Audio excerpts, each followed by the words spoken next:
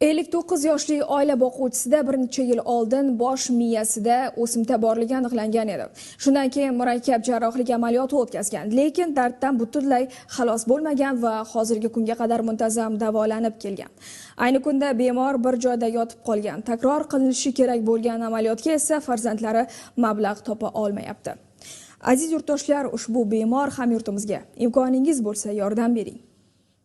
Umrzoq aka hozirgi kunda yaqinlarini, hattoki o'g'lini ham yaxshi tanimaydi. Xastalik sabab xotirasini ham qisman yo'qotgan. Kasallikning asoratidan tutqanoq xuruji ham bezovta qiladi. Hozirgi kunda oila boquvchisi chuqur tekshiruvlarga muhtoj, lekin o'g'li mablag' topishga qiynalib qolgan. Birinchi guruh nogironi 2023-yildan beri bosh miyasidan o'simta chiqib kelmoqda. Ikkinchi marta jarrohlik amaliyotini o'tkazdik. Hozir o'pkasida ham rivojlanish bo'lyapti ekan. Kenja o'g'il dadasini davolatish maqsadida kunduzi o'qiydi, kechqurun esa ishlab pul topishga qo'lidan kelganicha mablag' topishga harakat qiladi, lekin kunlik dori va ro'zg'ordan orttirib pul yig'a olmaydi. Kimyo terapiya olish kerak ekan.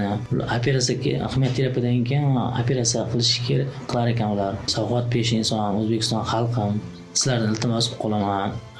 Yordam berishlaringizni, dadamga hayotga qaytarishga, yaxshi bo'lishiga yordam berishlaringizni. Motorg'on Nazir va Silbek Olimov Hudud informatsion dasturi uchun.